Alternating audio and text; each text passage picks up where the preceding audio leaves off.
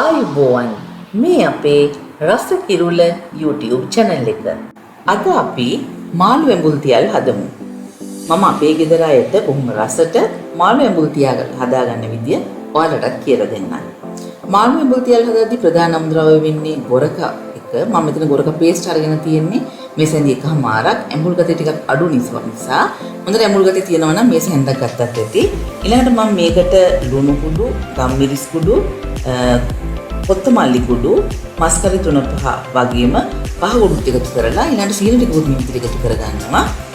ඊළඟට කුරුඳු පොතු එනසල් එකම කරවුණට එකතු කරලා මේ ටිකට වතුර ටික එකතු කරමින් පොඩි මිශ්‍රණයක් හදාගන්නවා paste එකක් විදිහට. අවශ්‍ය අමුද්‍රව්‍ය සහ ප්‍රමාණයන් description box එකේ තියෙනවා.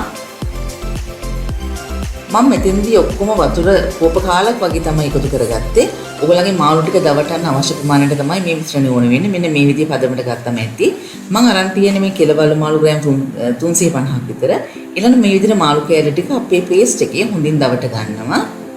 ඊළඟට මැටි ඇතිරියක් අරගෙන layer එකක් විදිහට අපි මාළු කෑලි ටික මේ විදිහට අතුර ගන්නවා. ඊටු paste ටිකත් මම මේ විදිහට උඩින් දා ගන්නවා.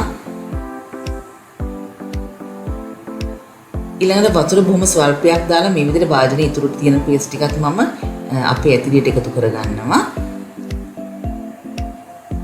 වතුර බොහොම අඩුවෙන් එකතු කරේ මම කෝප්ප කාලක් වගේ තමයි ඔක්කොම වතුර එකතු කරගත්තේ. ඊළඟට මේකට කරපිංච කොළ ටිකක් වගේම රම්පේ කෑල්ලක් දාලා මේක දැන් පියනෙන් වහලා ලිපේ තියා ගන්නවා සාමාන්‍ය ප්‍රමාණයට ගින්දර තියාගෙන. විනාඩි 4කට 5කට පස්සේ මෙන්න මේ විදිහට තමයි අපේ මාළු එක තියෙන්නේ. මම මෙතෙන්දී අඩි අල්ලන්න දෙන්නේ නැතුව මේ විදිහේ හැඳි මිටක් අරගෙන මේ ටික එහාට මෙහාට ටිකක් පෙරලා ගන්නවා. ඊළඟට ආපහු වහලා තව විනාඩි 3-4ක් මේ විදිහට ලිපේ තියා ගන්නවා. දැන් මේ ලිපේ ගින්දර අඩු කළා.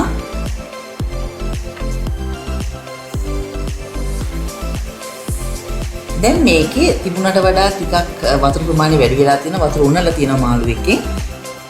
මේ වෙලාවේදී මම මාළු කෑලි ටික ටිකක් අනිත් පැත්ත හරව ගන්නවා.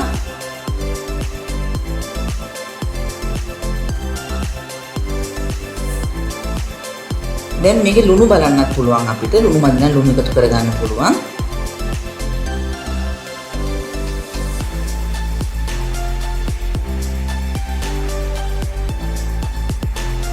ඊළඟට මම මේක මේ විදිහට පියනෙන් වහන්න නැතුව ගොඩක් ගින්දර අඩුවෙන් තියාගෙන ටික උඩින් තියා ගන්නවා ටිකක් වෙලා යනකම්. මේක ඇත්තටම අඩු ගින්දරේ වැඩි වෙලා ලිපේ තිබුණම තමයි මේ මාළු ඇඹුල්තියල් එක රස වෙන්නේ. දැන් ඔයාලට පේනවා වතුර ටිකක් මේක හිඳීගෙන එන්නේ.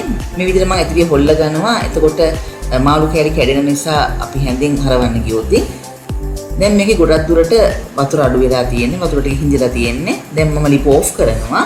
මේක ටිකක් නිවෙන්න ඇරලා තමයි මම මේ විදිහට කෑලි ටික බෙදාගන්නේ.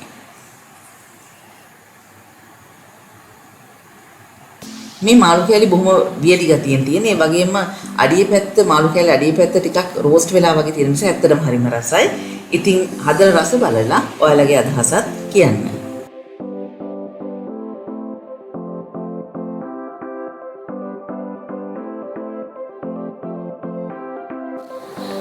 රස කිරුල අපේ YouTube channel එක subscribe කරන්න.